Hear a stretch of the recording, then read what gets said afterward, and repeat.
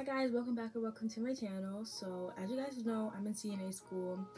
I'm gonna be done here really soon, but I have done clinicals and things like that, and I thought I could give some or shed some light on some pros and cons of like being a CNA.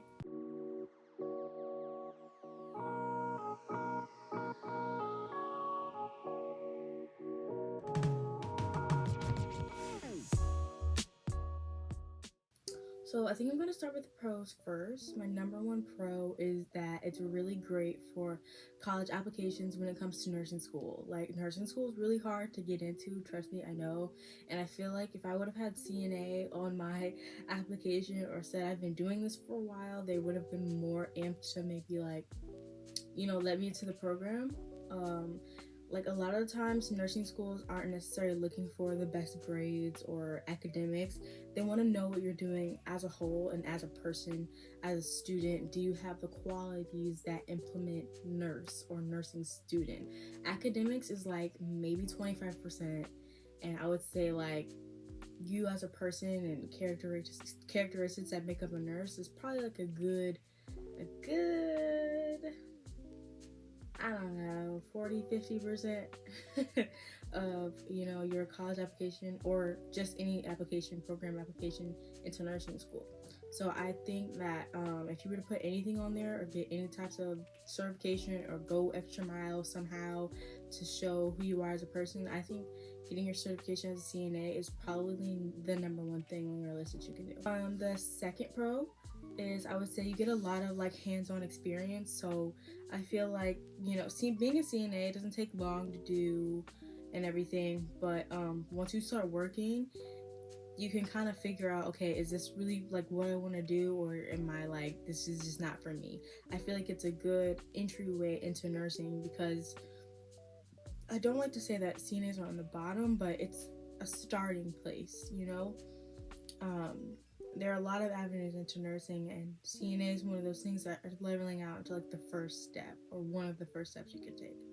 Um, so I feel like it's really good for you to know personally before you waste 4 years of your life or however long going to school, and then you finding out this is not for me, I don't want to do this, and now you've spent who knows how much money on school and time and effort and studying and years of your life, and this is not what you want to do.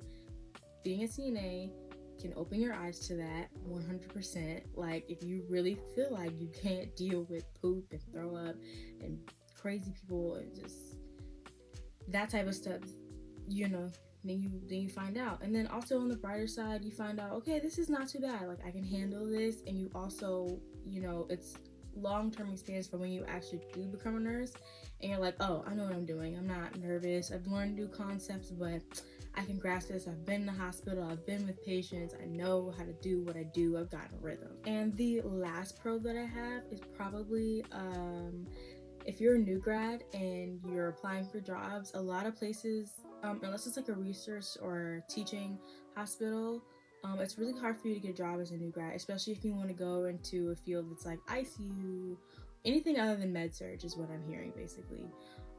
So they don't necessarily want to hire new grads, they want people with experience so they can just keep it going, no training, no wasting time. But if you have experience from being a CNA, let's say you got your CNA in your sophomore year, that's 2 years you've been working in a patient setting environment, whether that be a facility or a hospital. They want experience. And sure, you may not have necessarily had experience as a nurse, but I know a lot of people who are nurses now and said, I was able to get my job because I had some years on me as a CNA. I think that's a great avenue into just helping yourself get a head start when you're a new grad and you need a job quick, or you're just excited to work and you want to get training, and I want to work in this facility, I want to do this. And there's also not every place is not willing to hire new grads. There's plenty of universities and maybe just regular hospitals who are happy to hire you. I'm just saying, if you have some years on you, you can kind of get a bump up ahead of the other person. Okay, so moving into the cons, I would say the number one con would be is that I don't know, I think I'm gonna go with it's a hard job. It requires a lot of time management, especially if you're a full-time student. Um, because even if you're working part-time, I mean, it is a tough job. I've only done 2 full days of clinical where I was actually, they basically just threw us in the hospital and put us to work with what we knew. Um, and it was really, it wasn't, it was just, I mean, I imagine trying to do that much work, and I wasn't even there for like a full shift. I was there for maybe 5 hours. All of that, it's very, very tough, and it's easy for me right now because I'm in the safety of my home and have nothing to do, no other obligations. And so it's a really tough job, both mentally and physically. In the beginning, it's very exciting, but I could see where you could get frustrated or tired. And people who are actually CNAs and take the time to do this job and rely on it as their main source of money, like I don't, I have support. I don't necessarily need, I don't care about how much they pay me. I want to be a CNA so I can get that experience, get some years on me. Like that's, and I really want to understand like the core of who nurses are and what we do. It's where I want to be a CNA. I don't necessarily need it because I need to pay this, and that. There are people who do, and they have the same passions I do, but they really need the money. CNAs don't get paid that much, and they work very, very, very hard. So that, with being a full-time student or just doing anything at all, is a very tough job. I think that would be the number one con. It's just tough. The next con would probably be it's really hard to find a legit CNA school. There's this thing called the ORBA Act. I think it was 1987 or something like that, where it was put in a place where they were trying to make sure that CNA schools were regulated correctly, and we had 75 hours of training here and 120 hours of physical work, and we had to do this, put on the registry, the boards, all that craziness to make sure that CNAs had the legit amount of training and came out into the field and were still being held accountable. It's in my eyes, it's basically just a piece of paper, because the amount of CNA schools they're just not, they're just not legit, and neither is the education. And it's very hard to, number one, find a CNA school, especially if you live in a place like Stafford, Virginia. There's not a lot going on.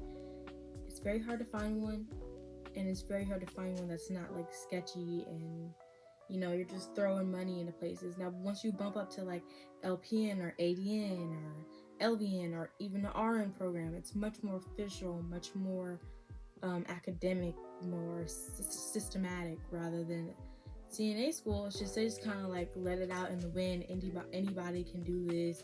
You can get it online. It's just I found it very difficult finding a school where I felt comfortable putting my own money into, and then also, having them, teach me things and give that time, the only time that I had to this school.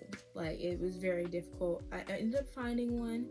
First I was but it turned out to be exactly what I needed it to be. I'm very thankful because I put money down and time and energy, and it was just, you just never know. So the best I can say for that is just do the most research you can. Call people, show up if you have to. I definitely showed up to the CNA school where I applied to.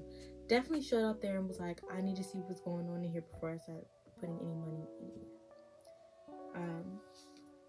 So yeah, that's probably something that's really difficult, just finding a school. And one of the last cons I would probably put on my list is timing and money. CNA schools can vary to about $650 to $1,500. From my research that I've seen, when I was searching for schools, that's just about how much tuition costs. You're gonna get a uniform, a textbook, maybe some online modules you have to do, also in-person classes, and a tech fee and stuff like that. $1,500 is a lot of money. My school cost me $1,300. That's a lot of money for me. I don't know if that's a lot of money for y'all. That's a lot of money for me, and it's also CNA school. But I also paid extra because I started with a class who had already started, and it meant that I was going to catch up. And like they don't usually do that. I was like, if y'all can help us this out, I'm down. And so I paid an extra $100, but it's totally worth it. Totally worth it. I'm glad that I started early, but money is a big thing. You can't just nobody just has $1,000 just to be thrown around. Even $800, $500. It's a lot of money. Yeah, especially if you're paying for it on your own. Putting money anywhere is just like for me. And then also timing with when it comes to, okay, I've got my license, now I gotta go to school, I'm in school, and you're trying to be a CNA at the same time. There goes that time management thing again. That's very difficult. But I hear stories every day. People have done it. You can do it. I know I can do it, and I'm very excited. You don't have to, work 312. You can do part time. It's different if you're reliant on the money you're making from being a CNA. Do what you got to do. But me personally, I'm just here to get my experience and knowledge and hands-on learning and things like that. So yeah, that's all I have for you guys. It was just like a simple, short little video. I just thought it would be interesting for people to hear my perspective of how things are going and just how I feel about being a CNA and all that. I'm becoming one, and we'll be working as one, hopefully. So, but yeah, thank you guys for watching. Love you guys so much. Don't forget to like, comment, and subscribe.